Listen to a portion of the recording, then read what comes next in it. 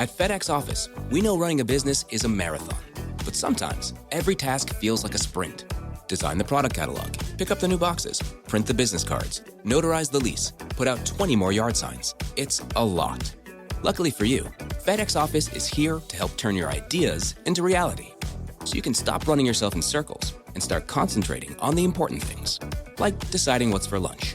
Visit your nearest location or office.fedex.com to get started. FedEx Office.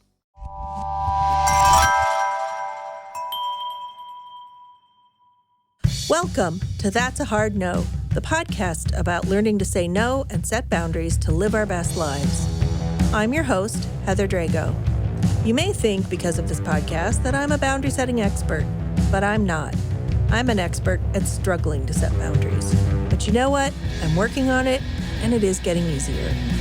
Follow along with me as I learn from fellow strugglers and experts so that you too can start saying no without feeling fear, guilt, or FOMO.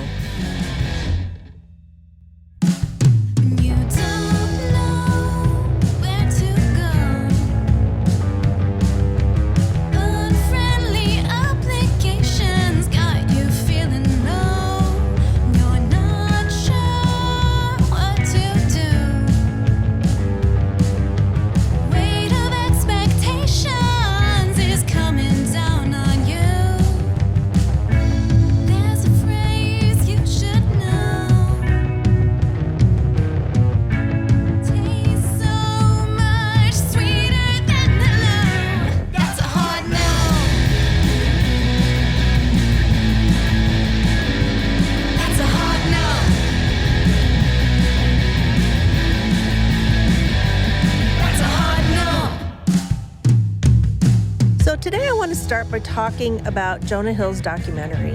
It's on Netflix called Stutz, S-T-U-T-Z. It stars Jonah and his psychiatrist, Phil Stutz. It's this really honest and refreshing exploration into Stutz's life, Jonah's relationship with Stutz, and the therapy process in general, and Stutz's unique approach. If you haven't seen it, I highly recommend it, even if you don't agree with everything in it. It's fascinating, poignant, brave. It's a meditation on therapy and mental health and on life and death itself. But don't worry, it's funny too. It's really not dark and depressing. Stutz gives his clients homework, which is what makes his approach kind of unique. There's sort of these tangible techniques and concepts that their clients work on outside of session. And he illustrates them on these little note cards. And what's really sort of poignant and touching about it is that he has Parkinson's disease. So he's drawing these diagrams and his hands are shaky and it's really difficult for him to do it. It actually kind of makes these little doodles kind of profound, really. One of these illustrations and concepts has really stuck with me since watching it. He calls it String of Pearls. So here's how it goes. Imagine a string of pearls. Every pearl on the string is the same size. Now imagine that every pearl represents an action in your life. No matter what that action is, no matter how important or stupid you may think it is, it's just a pearl on a string. Every action is given the same weight. He uses this concept to help people get themselves moving, to break free of the inertia that comes with depression and anxiety. He says if you just add a pearl to the string, just do the thing, get out of bed, brush your teeth, make the phone call, end a relationship. No matter what it is, you don't judge it. You just do it and move on to the next pearl. And I love this part. Sometimes he draws a dark spot on a pearl. He calls it a turd. And that represents where you might mess up one of those actions. Doesn't matter. The pearl's still been added to the string and you're moving forward. So here's why I love this concept and how I think it connects to saying no and setting boundaries. I'll make this story short for those of you who've heard it before. Back at the beginning of 2019, I was burned out and frustrated with my business and my life. I knew I'd made a lot of mistakes and taken on too much of the wrong things the year before, and I knew why. I had said yes too many times when I should have said no. So I decided to challenge myself to say no to, or set boundaries around, one thing every day, no matter how small. I called it finding the no. It could be anything. Not answering a text or email, replying with a no thank you, telling clients when it's convenient for me to meet with them and not the other way around. I look for each opportunity, and when I found it, score! It was like, instead of feeling scared or guilty, I felt like I'd won something. I kind of made a game out of it. And importantly, I kept track, making note in my planner of what I said no to, when I did it, and how I felt. I messed up a lot. It was awkward sometimes. I hurt people's feelings. There were lots of turds that first year. And sometimes, honestly, there still are. But making a point of finding a no every day has helped me to be mindful of it, to do it, to not be paralyzed by fear or guilt when faced with saying no. Have I mastered the art of setting boundaries? Hell no. Pearls on a string, my friend. Pearls on a string. It's a process. It takes time to learn and perfect new skills. Even now, I look for daily opportunities to practice setting boundaries, and each time it gets a little easier. It feels a little more natural. It helps me feel empowered and a little more in control of my life. So this is my challenge to you. Start now, today. Find one thing to say no to every single day. Keep track.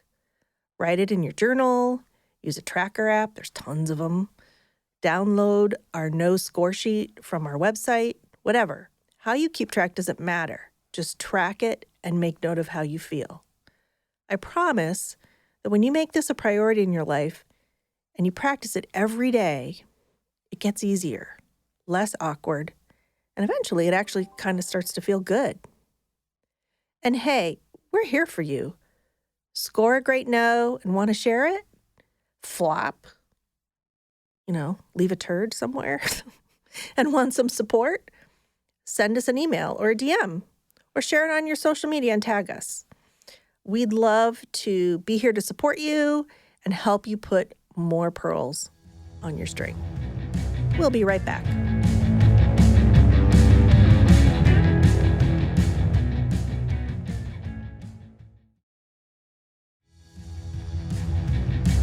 Today we'll be talking with Sara Ismail-Beigi Bartlett, owner of Mod Network, LLC, and host of the Can I Offer You Some Feedback podcast. She's a consultant and coach who specializes in managing organizational change and leadership development. We'll be talking about no's in the workplace, all those situations that come up in our careers, or just dealing with other humans in general. So, hi, Sara. Hi, Heather. It's so nice to finally be here and to get to talk to you today. We've been talking about doing this for a while, so I'm glad we could make it happen. And the stars have aligned. That's great. So one of the reasons I wanted to talk to you is I've been reading a lot for the past several months about this new, phrase, whatever, called quiet quitting. Mm-hmm. And it seems to me like this is just a passive aggressive way of trying to set boundaries. Mm. And, it seems to be a popular thing to, talk about. I don't know how prevalent it really is, but based on what I've read, it just seems like, people do the bare minimum. They just see their job as a paycheck and they're not really emotionally or intellectually engaged with their jobs. Mm. But to me, it seems kind of like self-sabotage. And I think there could be some pitfalls. And like I said, I think it's kind of passive, whereas, by contrast, people could set healthy boundaries. So I just wondered what your take was on that. Yeah. Quiet quitting has been an interesting term. The term is new, but the activity has been going on for a while. Right. And I have the benefit of being able to see it both from the employer side, since some of the times I work with organizations, and then also the client side, the individuals who are, let's say, doing the quiet quitting. Organizationally, absolutely hearing the things that you're sharing. It sounds like for some folks that, people don't want to put in the extra time. They're doing the bare minimum. They're not showing up in the way that they used to. Maybe loyalty is in question. And I've heard a lot of employers and senior leaders kind of express concern about the workforce and the quality of the Mm-hmm. workforce that they might be getting. Mm-hmm. What's interesting to me, and again, one of the reasons I'm grateful for both sides of the perspective, is when I talk to individuals at all levels of the organization, mid-management, senior leaders, those in between, it is been a change, I'd say, definitely over the past 3 years, really Mm-hmm. focusing on what is the relationship I have with my employer? And what do they owe me? What do I owe them? What is the actual Mm-hmm. agreement that we have with each other for the work that I'm Mm-hmm. doing? Mm-hmm. And I think that naturally, one of the things that happens is there's scope creep within a job, right? I Oh, sign up for sure. one job, and then over time, it expands and it expands and it expands. And the expectations increase without compensation increasing or recognition increasing for Mm-hmm. the extra labor that's being done. So, Mm-hmm. it's an interesting kind of pushback, I'd say, on the employee side to say, you know what? You're paying me for these 10 skills, these 10 tasks, these 10, responsibilities, and I'm going to do the 10, right? That was the terms of our agreement. That was the terms of Mm-hmm. our Mm-hmm. negotiation. And I think for a lot of individuals in kind of the early months of COVID, when employers had to make business decisions about who they were keeping on board, who were they furloughing, whether or not you're essential in your Mm-hmm. role, it changed a lot of folks' framing around, oh, Mm-hmm. my employer views me perhaps as an asset, not as a person, and Mm-hmm. views me Mm-hmm. as a budget line. So I think kind of all of these factors coming together at the same time, I can appreciate both perspectives, right? Mm-hmm. The Mm-hmm. organizational side of why aren't people putting in more work? Why aren't they extending more? Why aren't Oh, they yeah. trusting in the process? And I also get the employee side of, you know what? We don't have the same relationship, whether you're the manager or then you in turn are the Yeah. employee. It seems like, though, from what I can glean from all these articles and things I've Mhm, read, is that people are having these internal dialogues with themselves mm, saying, well, they're mhm, not paying me to do more than X, Y, and Z, so mhm, I'm not going to invest more time in that if mhm, they're not going to bother to pay me for it. But they're not mhm, actually having conversations with mhm, their employer saying, if you want me to do more, then you will need to compensate me more. mhm, Um, so, I mean, to me, that's just being assertive and setting boundaries and mhm. communicating. Yeah, Um, so that's what I was talking about. Like, it just seems sort of yeah. like self-sabotage because the risk is if you're not communicating why you're not doing something, Mhm, then you're going to be perceived as lazy or mhm, uninvested or some sort of Gen Z or millennial slacker or mhm. whatever, you know? So, Yeah. what do you think about that? Yeah. I mean, I think that for some folks, the choice not to bring it up or the choice not to, as you're saying, like self advocate or Right. Yeah. make clear the expectation, right? I'm happy to do this if. Hmm. Um, I think I see a lot of that in maybe the best word is disenchantment with organizational culture and seeing That's a great how word. employees are actually being treated.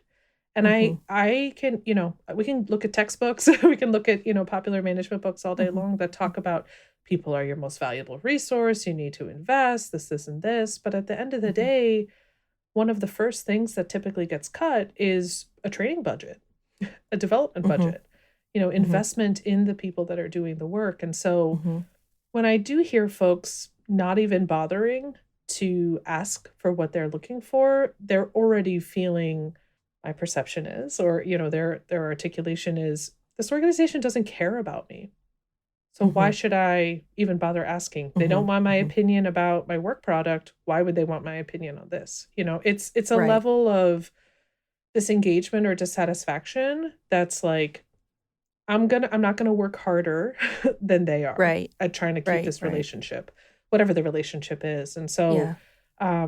when it does get to that point, yeah, there might be an amount of sabotage, but I typically see the damage has already been done to the relationship. There's a lack of trust.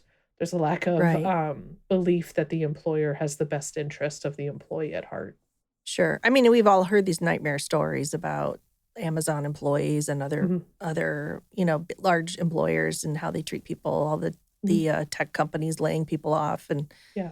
sure, they're seen as commodities, but I think there's an opportunity for employers to start the conversation and at least make people aware that they are valued. Like I know personally with my little company, like I regularly have conversations with people with like, how you doing? How are the hours? Are you okay? Are you working enough? Are you working too much? Because I'm always worried. I want to make sure I'm not taking advantage of people and I'm giving them what they need. And but I think that's just because I come from a place of, I too am a mom, Right. and have been there. And I think it's easier sometimes for smaller companies to do stuff like that, smaller organizations. Right. But yeah, I mean, I think if there isn't a culture where you can have those dialogues, then I guess people won't self-advocate, as you mentioned. Right. It even happens in mid-sized companies. Like I talk to managers, folks who, a simple question of how often are you meeting individually, not as a group, individually with your team members? And they're like, oh, no, we meet all the time. And I'm like, okay, what do you talk about? And I'm like, A, what is all the time? But B, what are you actually talking about? And all the time typically is a mix of, daily to like once a week, maybe twice a week. But when I actually and inquire, what are you talking about? It's all operational. It's all task oriented. It's all project oriented. And I really push these managers to say, when are you talking to this person about their career, about how they're doing, about their performance? Like, when are you actually giving feedback, not operational feedback, right? They're getting that. That's clear. You're talking to them about that regularly. But when is all the other stuff happening? Because if you're only talking to them about their career once a year, because on your performance management form, it's a box you have to check off. Why would this person be invested in the relationship? You are only treating them as something that has an output, a product, right? That operational, whatever the operations is. And I think that that's a switch for a manager to not only talk about operations, but also like, you are a human. I'd like to engage with you as a human. How are you doing? Yeah. Are you satisfied with your job? Yeah. Yeah, exactly. Yeah. Yeah. I actually know someone, I had a conversation today with someone who had their annual review recently. And after their annual review, they didn't know what to make of it. They were kind of terrified. They were like, I don't think they like me. I don't know if and so then today we have this conversation and they're like, I got a raise and a bonus. And I was like, see, you were so worried. Like, but I think that is just so telling that the employer wasn't communicative at all, not even operationally, like, you are valuable. We appreciate the things you do. Like, it was just, I don't even know what the conversation was. If the person walked out of it going, I don't know if they like me. So I think there's definitely a lot to be learned on both sides about communicating.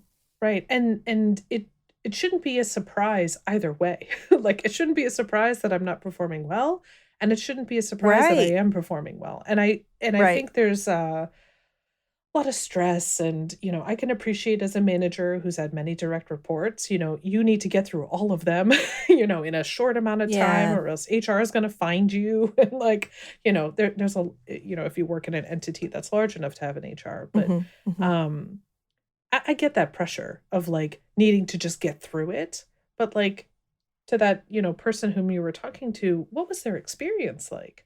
To walk out of a performance evaluation and not to know that you're a valued member of the team? Like, man. Like, I know, right? I was like, but you do all these things and you're so smart. And like, how could you not know if they value that? But they didn't. When we come back, we'll talk more about setting boundaries in the workplace.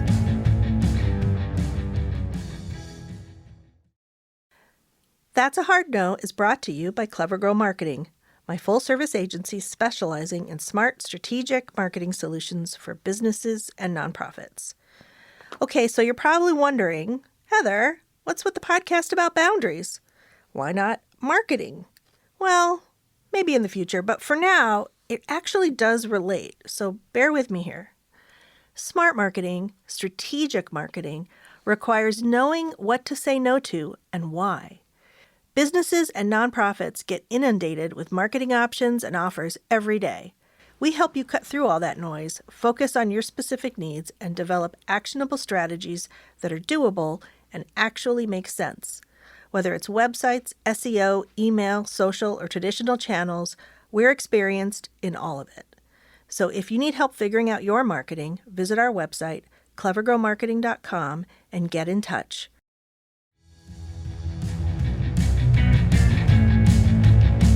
And I'm presuming, this often happens a lot with high performers, and how most high performers that I talk to, the only feedback they get is, great, do more, please. Yes. Right? Repeat. Yeah. Just more. If you could also do this would be great. Yeah, right. Exactly. And that's not, sustainable by any means. Right. So what would your advice be to employees who, or younger folks embarking on their careers, of how to start these conversations, assertively, without being grating or, seen as demanding, set boundaries, self-advocate. Mm-hmm. I'm sure it's very scary for people mm-hmm.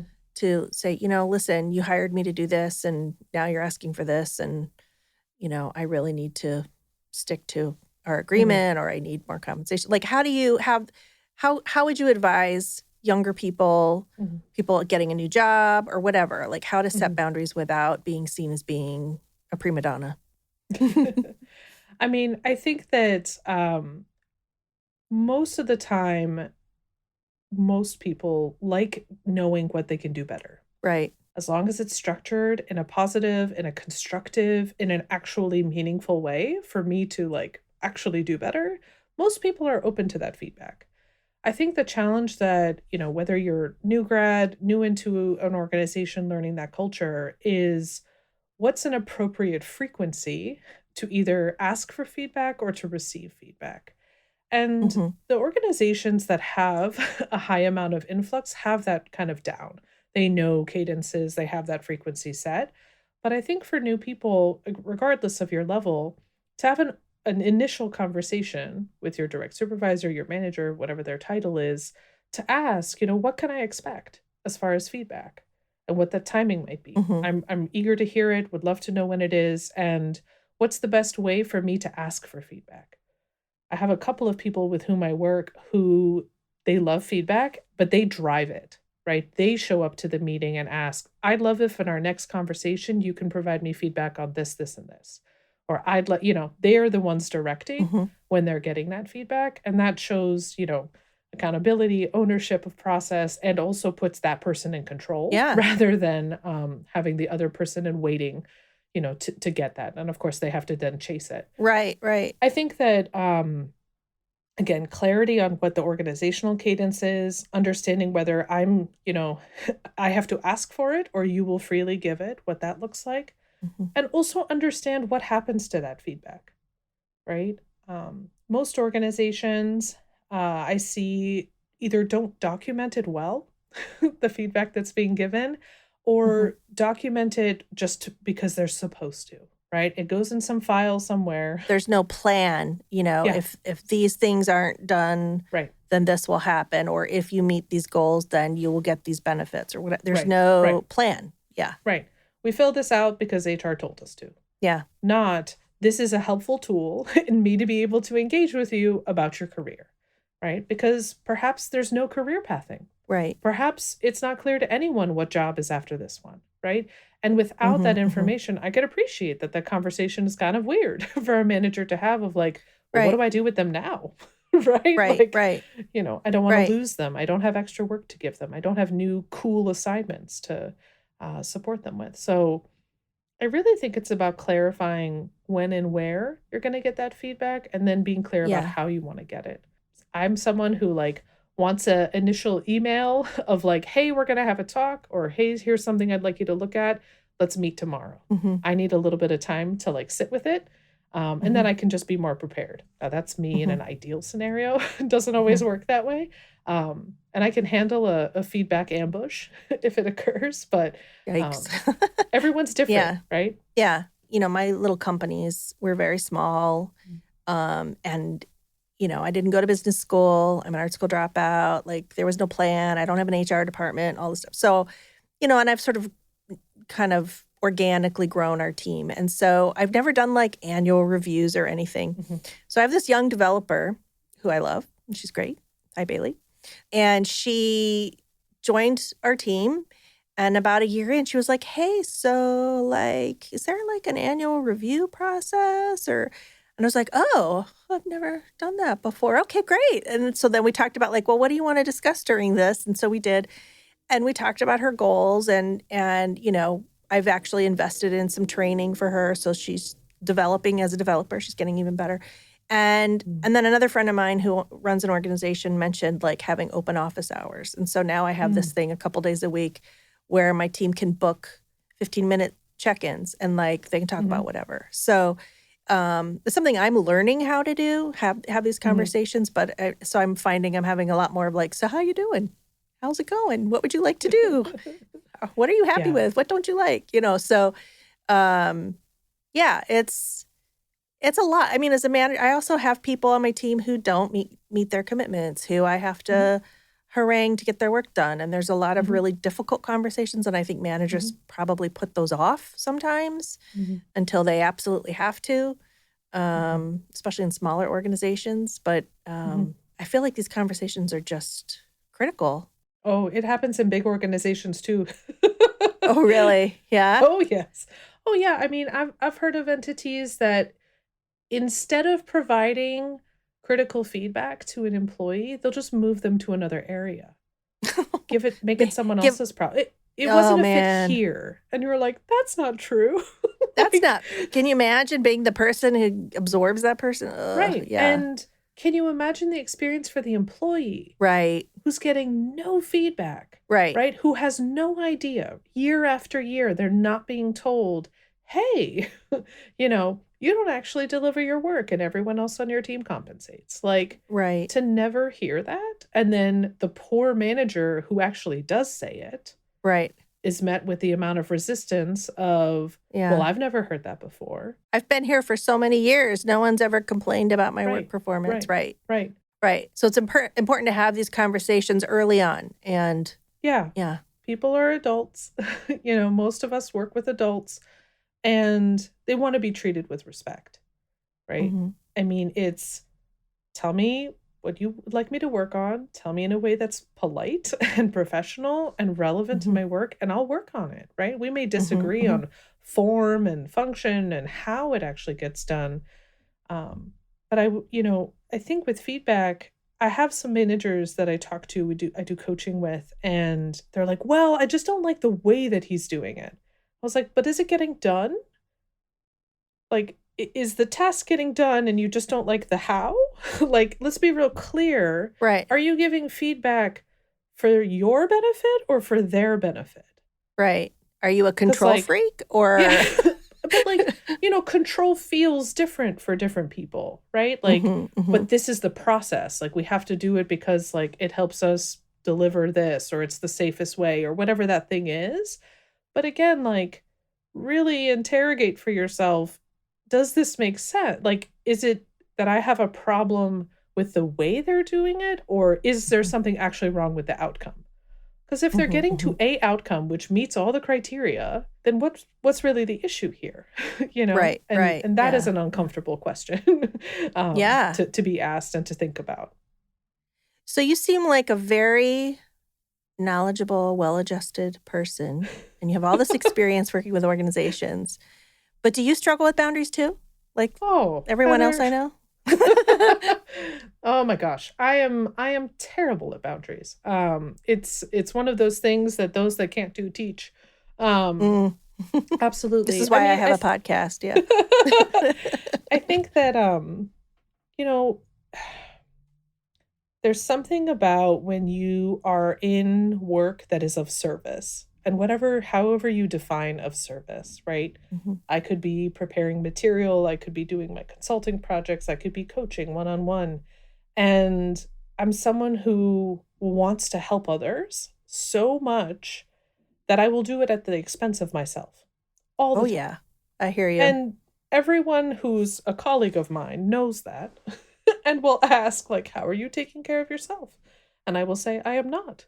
And so, At this stage, I'm not in denial. I'm just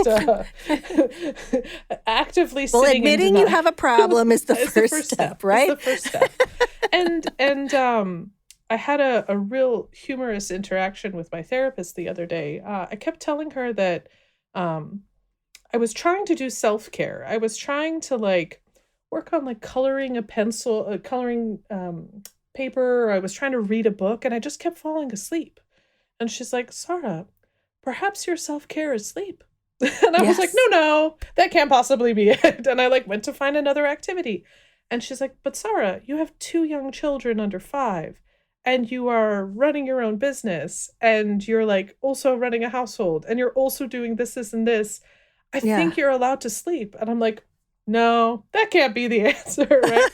That's pure denial, right? And like she and I were joking a little bit in the context of our, therapeutic relationship, but Right. it's very true, right? For me, I'm just like, nope, that can't be the boundary. That can't be this. I have to do this. I want to do this. And so I read a while ago some, Instagram graphic quote thing that basically said, just remember, you don't have to earn rest. Rest is required because you are a human being. I mean, they said it more eloquently than that, but that was like a light bulb moment for me. Like, oh, I don't have to earn it. Okay. Yeah. So yeah. And wow. And if when you do finally feel that you've earned it, you can't enjoy it, then what's the point, right? And like my brain knows that, like I understand that as a concept. Yeah. I think that like it's years of, for my family, where my parents are from, my culture of origin, it is about being of service, being of value, providing for others. And there's an intensity to that is just very consuming. And so the idea of rest and the idea of waiting and care is just not something I was necessarily brought up with. Now, did we have fun and did we enjoy each other's company? Absolutely. But it was just a different way about going about it. Yeah. I mean, I have this whole thing about, this podcast about boundaries, and I'm always evangelizing about it. But I mean, I struggle with the same things. I mean, it's very hard to, I'm the same as you. I'm a people pleaser. I love making things. I want to help people. It's very hard to say no. So, yeah. Well, maybe the hope in talking to other people on the podcast is maybe someone will have a secret, and then you and I can both do it. Oh, yeah. There you go. The Holy Grail. Yeah. There must be a right answer out there. But I think it's, as you were saying with that quote, like that permission, like you can give yourself permission to enjoy rest. Exactly. So, Sara, tell us a little bit about your podcast and your business and what you do and how people can find you and all that good stuff. Oh my. Absolutely. So the podcast I have is Can I Offer You Some Feedback? And in there, I have short conversations, somewhere in the 10 to 15 minute range with individuals all around feedback, giving, receiving, and thinking about what are some of those elements about how we can better construct meaningful feedback. I also sprinkle in some business bites, so some business terminology, management concepts, typically in about 5 minutes or less, for folks to be able to think of and kind of do a little bit of digger deeping on. The work that I do in my practice, on Network, it's a consultancy, as you mentioned in the upfront, and I do a mix of training, one-on-one coaching, team coaching, and then HR or organizational development consulting projects. So wide ranging, and I get to do a lot of very different kind of work in my day and get to work with a lot of different clients. So, this morning I was working with a municipality, midday I was working with a nonprofit, this afternoon I'll be working with a foundation, and then connecting with some civic leaders in the evening. So it's just, wow. I feel very fortunate and blessed that I get to do this as my full-time job. And it's been a very interesting journey being in this space. Well, Sara, thank you so much. This has been a great conversation. I love talking with you about this stuff, and I hope we can have another conversation sometime soon. Well, thank you so much, Heather. It was a pleasure as well. Okay, switching gears now. I want to take a few minutes for some housekeeping notes and to let you in on what we've got planned this season and how things are changing. Return listeners will have noticed that our beloved Sara Saunders, my co-host for the past 2 years, isn't on today. Sara, if you don't know, is a mom of 4 boys, all under the age of 5 or maybe 6 now, as well as a practicing therapist and business owner. Her practice, Purposeful Growth and Wellness, is growing. Yay, Sara! And she's got her hands full. Like, seriously, you can only imagine. So she's decided to say no to the podcast, at least for a while, in order to make room for her family and her thriving business. Knowing when to say when is what we're all about here, and we completely support and applaud her decision. Sara will always be a part of our Hard No family, and who knows, she may chime in on social media now and then, or maybe we'll have her on as a guest sometime, or maybe she'll answer a mailbag question. Whatever works for her. In the meantime, she's here with us in spirit. I don't think we'll ever lose sight of the Shitty Committee or the Positive Posse or any of the other pearls of wisdom she's taught us along the way. If you're new to the podcast, be sure to go back and check out episodes from our first 2 seasons. You'll immediately understand why we love Sara so much. This season, we're going to switch up our format a little, try some new kinds of content, and of course, we'll continue to bring on more great guests. We'll be publishing every week without long breaks, I promise. And our episodes will be a little shorter. You can watch for us every Tuesday morning when our episodes drop. Here's a new thing we're trying, a book club. I know. Who am I, right? Like Oprah? Who's got time to read anyway? Well, you do if you start setting some damn boundaries, am I right? But I get it. We'll make this easy and fun though, okay? So for our first book, we're going to read Fuck No. How to Stop Saying Yes When You Can't, You Shouldn't, or You Just Don't Want to by Sara Knight. She's also known for the life-changing magic of not giving a fuck and other NFGG, which stands for No Fucks Given Guide, books. It's a hilarious but also insightful and pragmatic book.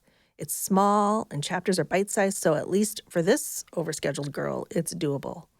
We'll put a link to the book on our website, but you might also be able to find it at your local library or local independent bookstore.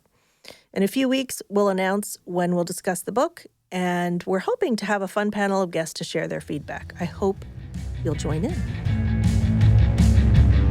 Got questions or a boundary-setting success story or flop? It's easy to get in touch with us. Send an email through our website, hardnopodcast.com, DM us on social, we're at hardnopodcast, or leave a message at 216-370-3410. We'll be featuring some of our favorite questions and messages in future mailbag episodes, so get in touch. You can find show notes and a transcript of today's episode on our website, hardnopodcast.com. Make sure to like and subscribe on your favorite listening platform so you don't miss any new episodes. And if you liked what you heard, please give us a rating and review, especially on Apple, so others can find us too. That's a Hard No is a production of Clever Grow Marketing, my strategic marketing agency based here in beautiful Cleveland, Ohio. You can learn all about us at clevergrowmarketing.com. It's written by me, Heather Drago, and our amazing marketing and production coordinator, Mara Del Rosario. Production support, Evergreen Podcast, Noah Fouts, producer and editor extraordinaire. Our awesome new rock anthem was written by Noah and performed by his band, The Big Leagues. I love it so much. Thank you, Noah. We've added some new folks to the team.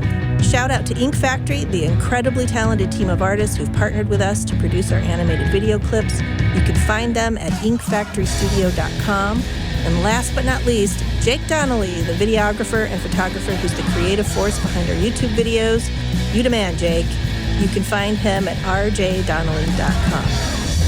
Until next time, thanks for listening. And remember, saying no isn't just okay.